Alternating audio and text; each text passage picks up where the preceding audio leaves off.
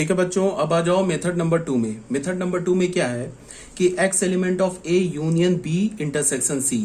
तो इसको हम क्या लिख सकते हैं, if and only if x element of A और x element of B intersection C. X A का भी एलिमेंट होगा एंड और x element of B intersection C, because union है तो और होगा।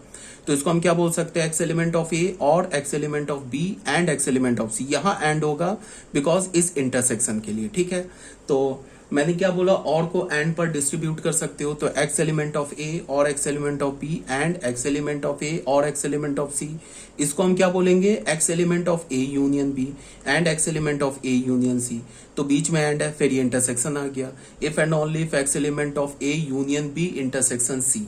तो इसको मैं क्या बोल सकता हूं, x element of A union B intersection C if and only if x element of A union B intersection A union C.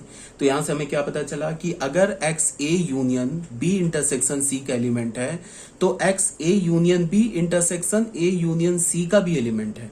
तो फिर क्या हो गया कि A union B intersection C A union B intersection A union C का subset हो गया, sorry subset नहीं, इसके इक्वल हो गया। ठीक है, अब आ जाओ मेथड इसका सेकंड पार्ट में आ जाओ। सेकंड पार्ट क्या है, ए इंटरसेक्शन बी यूनियन सी।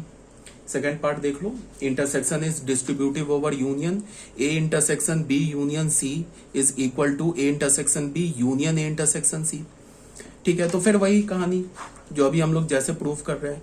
मान लिया हमने x element of A intersection B union C, इसका एलिमेंट मान लिया। ठीक है, तो हमें क्या मिलेगा, x element of A and x element of B union सी।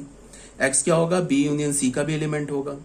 ठीक है, तो इसे हम क्या बोल सकते हैं, x element of A and, यहां पे and x element of A और एक्स एलिमेंट ऑफ ए नहीं है बच्चों, ये बी है, ये सॉरी मैंने ए लिख दिया, दिस इज बी। इसको अगर कंफ्यूज हो गए हो ना तो इसको करेक्ट कर लेना, दिस इज बी। ये जो है ना हमारा बी लिखा हुआ है, बी। ठीक है, तो यहां क्या हो गया, ये बी लिखा है, x element of A and x element of B और एक्स एलिमेंट ऑफ सी।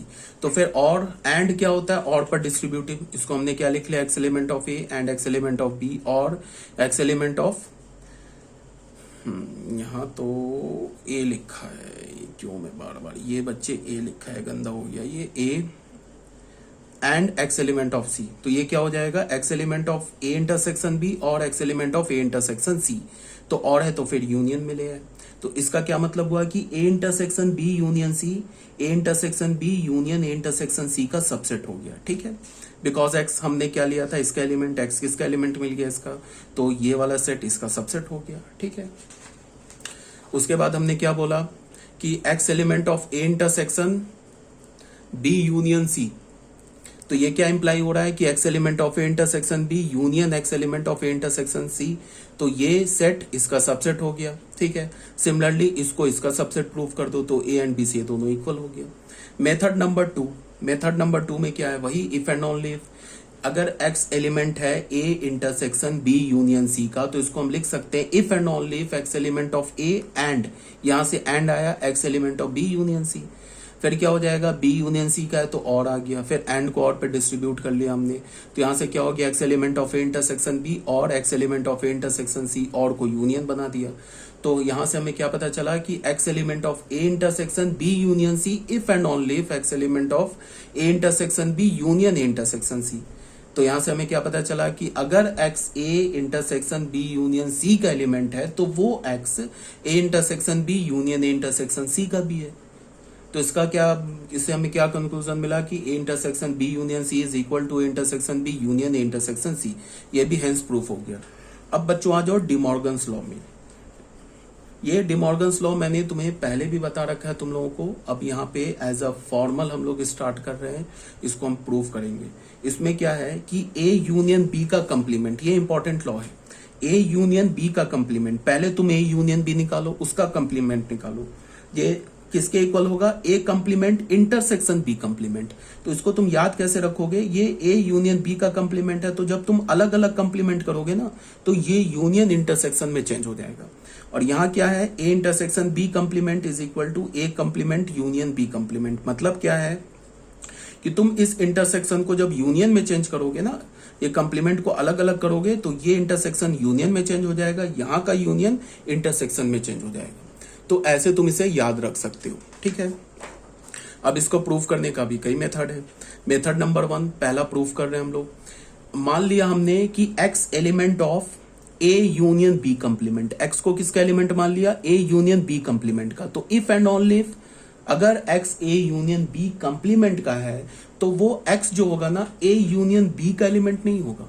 अगर मैंने बोला ना कि x a कंप्लीमेंट का एलिमेंट है तो फिर x a का एलिमेंट नहीं है। क्यों? बिकॉज ए कंप्लीमेंट हम कैसे निकालते हैं, ऑल रियल नंबर से ए को हटा दिया। तो तुम अगर पूरे यूनिवर्सल सेट से ए को हटा दोगे तो क्या मिलेगा, ए कंप्लीमेंट का एलिमेंट। तो ए कंप्लीमेंट का जो एलिमेंट होगा वो कभी भी ए का एलिमेंट नहीं हो सकता है। अगर मैं बोलूं ए और ए सेट का और ए कंप्लीमेंट सेट का तुम इंटरसेक्शन लो तो वो हमेशा 5 होगा, बिकॉज जो एलिमेंट ए का होगा वो ए कंप्लीमेंट का नहीं हो सकता और जो एलिमेंट ए कंप्लीमेंट का होगा वो ए का नहीं हो सकता। तो इन दोनों का इंटरसेक्शन हमेशा 5 मिलेगा, ठीक है। तो यही बात मैंने बोला कि x element of a union b complement if and only if x not element of a union b। अब यहां पे हमारे पास क्या है कि x a यूनियन b का एलिमेंट नहीं होगा। और उसके बाद ये जो सेकंड स्टेप पे आ रहे हैं ना, ये भी मैंने तुम्हें बता रखा है कि अगर x a यूनियन b का एलिमेंट नहीं है तो उसे हम क्या बोलेंगे कि x a का भी एलिमेंट नहीं है एंड x b का भी एलिमेंट नहीं है। और नहीं लगाएंगे, और लगाएंगे ना बीच में तो गलत हो जाएगा वो। अगर मैं बोल रहा हूं कि कोई एलिमेंट a यूनियन b में ही नहीं है तो इसका मतलब कि वो a में भी नहीं है एंड b में भी नहीं है। एंड है बीच में, वो a का भी एलिमेंट नहीं हो सकता है एंड b का भी एलिमेंट नहीं हो सकता है। अगर a और b में से किसी भी एक का एलिमेंट हो गया तो फिर वो a यूनियन b में आ जाएगा। तो हम क्या बोलेंगे, x not belongs to a and x not belongs to b। तो अगर x a का भी नहीं है और b का भी नहीं है तो क्या होगा, x फिर ए का नहीं है तो ए कंप्लीमेंट का हो जाएगा, बी का नहीं है तो बी कंप्लीमेंट का हो जाएगा, बीच में एंड है, इंटरसेक्शन ले आए। तो यहां हमें क्या पता चला कि x element of A union B complement if and only if x belongs to A complement intersection B complement. तो ये प्रूफ हो गया। अब मेथड 2 में वही चीज हम क्या करेंगे, ए यूनियन बी कंप्लीमेंट को ए कंप्लीमेंट इंटरसेक्शन बी कंप्लीमेंट का सबसेट प्रूफ कर देंगे। फिर ए कंप्लीमेंट इंटरसेक्शन बी कंप्लीमेंट को ए यूनियन बी कंप्लीमेंट का सबसेट प्रूफ कर देंगे, फिर ये इक्वल हो जाएगा। तो मेथड 2 में हमने क्या बोला कि अगर x एलिमेंट है a यूनियन b कंप्लीमेंट का, ये इंप्लाई कर रहा है कि x नहीं एलिमेंट है यूनियन b का। अगर x a यूनियन b का एलिमेंट नहीं है तो x a का भी नहीं है एंड x b का भी नहीं है। तो अगर x a का नहीं है तो फिर a कंप्लीमेंट का है, एंड अगर x b का नहीं है तो फिर b कंप्लीमेंट का है। तो बीच में एंड है तो इसका क्या मतलब हुआ, x एलिमेंट है a complement intersection b complement का। x किसका एलिमेंट हमने अज्यूम किया था, a यूनियन b कंप्लीमेंट का। x किसका एलिमेंट हमें मिला, a complement intersection b complement का। तो यहां से हमें क्या पता चला, a union b complement is the subset of a complement intersection b complement. इसे हमने स्मॉल a इक्वेशन मान लिया, ठीक है। फिर हमने क्या बोला, फिर हमने लेके चले x element of a complement intersection b complement. अगर x a complement intersection b complement का एलिमेंट है तो ये क्या इंप्लाई कर रहा है, x एलिमेंट है a कंप्लीमेंट का भी एंड x एलिमेंट है b कंप्लीमेंट का भी। तो अगर x a कंप्लीमेंट का एलिमेंट है तो x a का एलिमेंट नहीं है, और अगर x b कंप्लीमेंट का एलिमेंट है तो फिर x b का भी एलिमेंट नहीं है। तो x a का भी एलिमेंट नहीं है एंड x b का भी एलिमेंट नहीं है। तो यहां से देखो, यहां से यहां गए थे ना, ऐसे गए थे। अब करो क्या कि तुम ऐसे चले जाओ, ये स्टेप लिख लो। तो इसको मैंने क्या लिखा कि अगर x a का भी एलिमेंट नहीं है एंड x b का भी एलिमेंट नहीं है तो इसको मैं क्या लिखूंगा, x एलिमेंट नहीं हो सकता है यूनियन b का। तो अगर a यूनियन b का नहीं है तो a यूनियन b कंप्लीमेंट का भी नहीं हो सकता है। सॉरी, a यूनियन b का एलिमेंट नहीं है तो फिर a यूनियन b कंप्लीमेंट का एलिमेंट है। तो यहां से हमें क्या पता चला, हम क्या लेके चले थे, x को a complement intersection b complement का एलिमेंट लेके चले थे, वो किसका मिल गया, a यूनियन b कंप्लीमेंट का एलिमेंट मिल गया। तो हमें यहां से क्या पता चला, a complement intersection b complement is the subset of a union b complement. और a यूनियन b कंप्लीमेंट को ऑलरेडी हमने प्रूव कर रखा है कि वो सबसेट है a complement intersection b complement का। इसको हमने यहां पे मान लिया सेकेंड इक्वेशन, b इक्वेशन मान लिया, फ्रॉम a एंड b दोनों सेट इक्वल हो गया। तो ये था हमारा मेथड नंबर 2।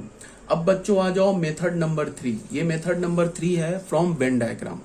वेन डायग्राम से, अच्छा वेन डायग्राम में मैंने क्या बोला कि अगर मान लो कि मैंने कोई सेट है कुछ भी एक्स सेट है, एक्स सेट का हमने वेन डायग्राम ड्रॉ किया, और कोई सेट वाई है, वाई सेट का हमने वेन डायग्राम ड्रॉ किया, और एक्स सेट का वेन डायग्राम और वाई सेट का वेन डायग्राम हमें अगर इक्वल मिल गया, इक्वल मिलने का मतलब क्या हुआ वेन डायग्राम का, कि उसकी शेडिंग इक्वल मिल गई, तो फिर हम क्या बोलेंगे, एक्स सेट और वाई सेट इक्वल है।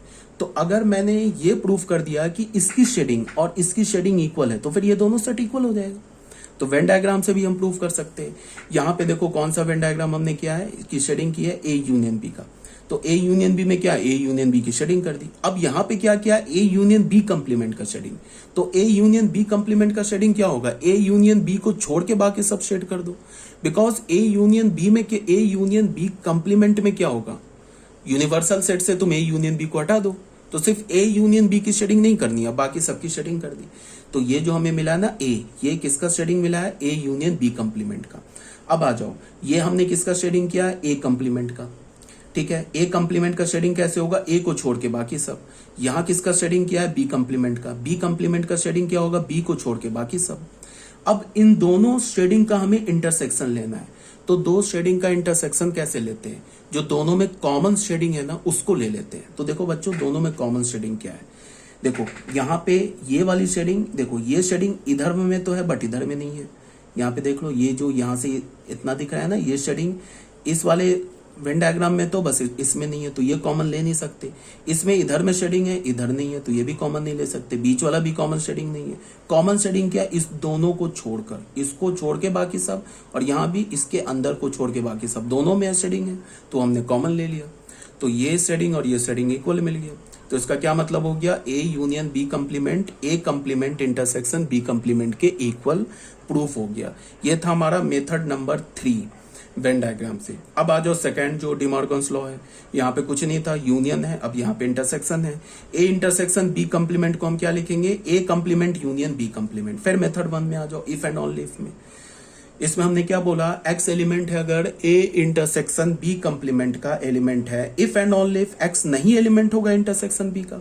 अब अगर एक्स एलिमेंट नहीं है, तो यहां पे एक बात को ध्यान में रखना है, अगर एक्स एलिमेंट नहीं है ए यूनियन बी का, तो हम एंड यूज करते हैं, और अगर एक्स नहीं एलिमेंट है ए इंटरसेक्शन बी का, तो हम और यूज करते। इस बात को समझना है तुम्हें, इसमें कंफ्यूज नहीं होना है। अगर मैंने बोला कि एक्स एलिमेंट नहीं है ए यूनियन बी का, तो यहां से हमें क्या इंप्लाई पता चलेगा कि x जो है वो एलिमेंट नहीं है a का, एंड x नहीं एलिमेंट है b का।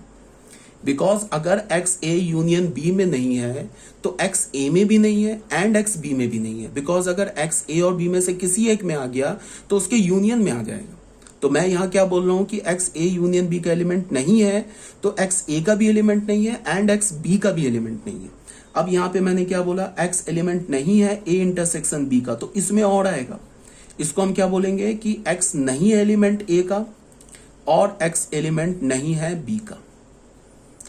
कैसे, इसको तुम ऐसे समझो, मान लो हमने 1 2 3 और एक b सेट ले लिया हमने, 3 4 2 5 ले लिया। अब अगर मैंने बोला a union b, a union b हमें क्या मिल गया, 1 2 3 4 5 3 4 5। ए इंटरसेक्शन बी क्या मिल गया हमें, ए इंटरसेक्शन बी मिल गया हमें 2 3 मिल गया।